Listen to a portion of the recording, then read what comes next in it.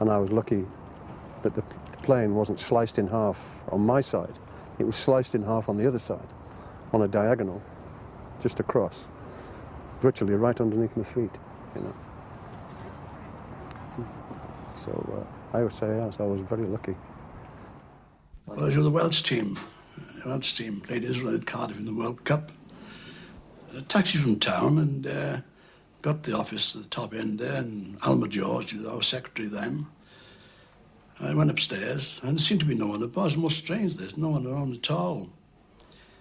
And I had a drink, gave her a drink, and she said, "Haven't you heard, Jimmy?" He says, "Heard about what?" She said, the plane has crashed. It never struck me at all. She started to cry, and then it struck me very vividly. I thought, God, no. The last thing I thought was a plane crash. So in my John Little office there, I went in, I cried myself for 20 minutes, couldn't realise it. It's hard to lose players you're brought up, more or less live with. Very difficult. More than a fortnight later, Duncan Edwards lost his fight for life and was buried in his native Dudley. He was 21.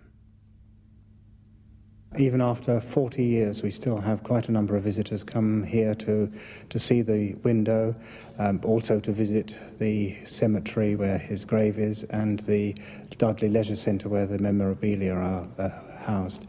And we have visitors coming from all over the world, from Australia, Canada, America, all who know and remember Duncan Edwards and want to pay him their respects. It's almost like a pilgrimage, one could say. What impressed me, was that the people who were in the crash, people like Bill Foulkes, sort of started playing better than he'd ever played. Harry Gregg was a colossus there in goal, and Bobby Charlton matured and took on the mantle of and was everywhere on the field. You know, the way they played was sensational, and they seemed to get strength, you know, as though they were playing for the rest of the boys. It was a tremendous run to the cup final.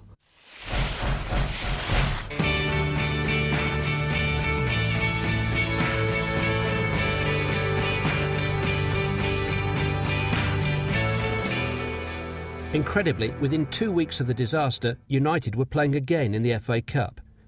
Sheffield Wednesday were the visiting team, but who would be the home team? Acting manager Jimmy Murphy made 2 quick signings and cobbled together an impromptu side, including survivors Harry Gregg and Bill Foulkes. I was frightened, you know, I was scared. I'd lost a lot of weight in the meantime from the crash and getting home and getting myself ready to play, you know, in the match. It was less than a week. And Jimmy made me captain, which thrust some more sort of pressure on top of me, you know. So the parts of the game, I had a job, you know, to keep the tears back as we're playing, you know. And I saw Albert Clicksall when I shook hands with him at the, and we just tossed up the coin. He had a look in his eyes, you know, as if he didn't want to play, you know, as if, what are we doing here, you know? He had that look as if he wasn't enjoying it either. Did you expect to win that night? I didn't expect to win, but I felt that we had to win, you know, myself, that we have to win this game, you know.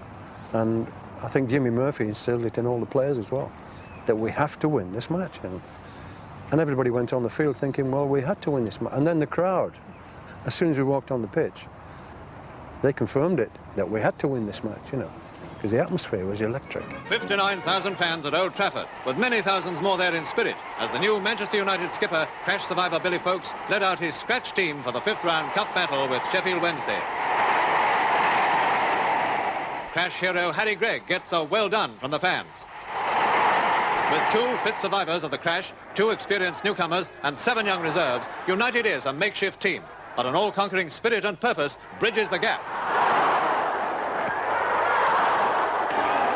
The first goal, direct from a corner. Young Seamus Brennan scores in his first big match.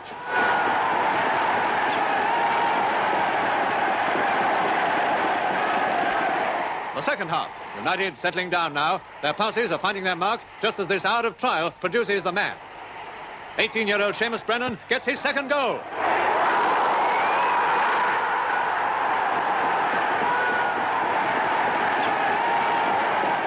Manchester United 2, Sheffield Wednesday 0. The almost continuous cheering is the tonic those young United players needed. With determination and courage, they're rising to the soccer heights. And another Busby babe, Alex Dawson, crashes in goal number 3.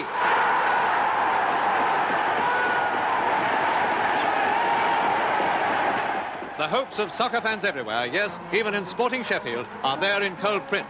The victory cheers are warm and human, raising the hope of continued greatness.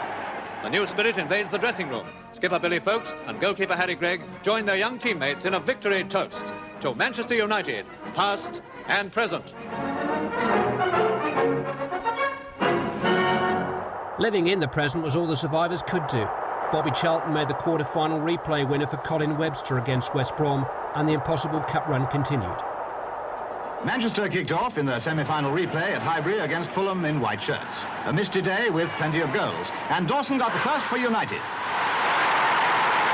The Londoners, playing on a London ground, quickly showed they had the answer, and in 20 minutes, Stevens equalised.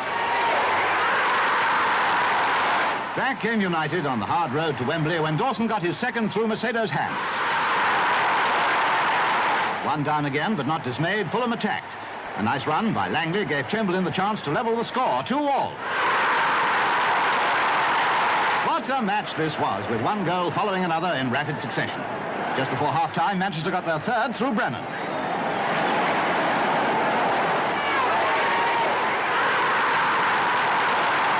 Changing ends with a goal in hand once more, United now resolved to make that Wembley visit certain. They were 4-2 when Dawson got his hat-trick. You might have thought the Londoners had now had it, but they didn't think so, and they recovered lost ground when Dwight scored. Could they force another replay? Manchester United said no to that. In the last minutes, they settled the matter with a Charlton goal. So they meet Bolton at Wembley. First to congratulate Jimmy Murphy and the team, Matt Busby, who is now well on the way to recovery. 71 days after the air crash, he returned from Munich to his home in Chorlton, ready to take on his greatest challenge yet, with a determination few could doubt. But his courage was amazing. I'd meet him at the front door when he came in, and he was on sticks. And we would go upstairs, and you remember the passage down to his office, and he would give me the sticks, say, hold those. What are you going to do? And he would use the wall and walk. Make himself walk, just using the wall rather than using the sticks to get more. And I thought that was amazing, amazing. And there the cheers of the crowd as Matt Busby returns once again to Old Trafford and takes his usual seat, the manager's seat.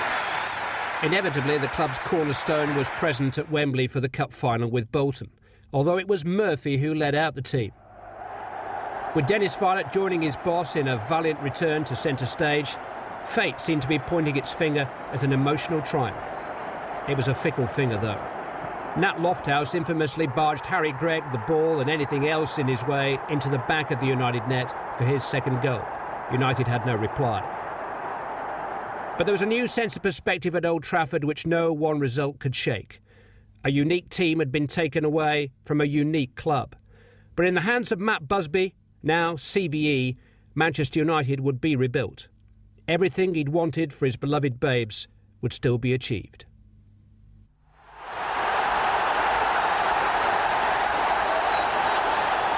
I was out of work for about 3 or 4 weeks about 5 or 6 years ago. And my wife said I was a workaholic. So for the 3 or 4 weeks, I got into this. And then that has transpired since then. Is it an illness or is it a drug? I think it's a drug, yeah. I definitely think it's a drug, yeah. And yeah.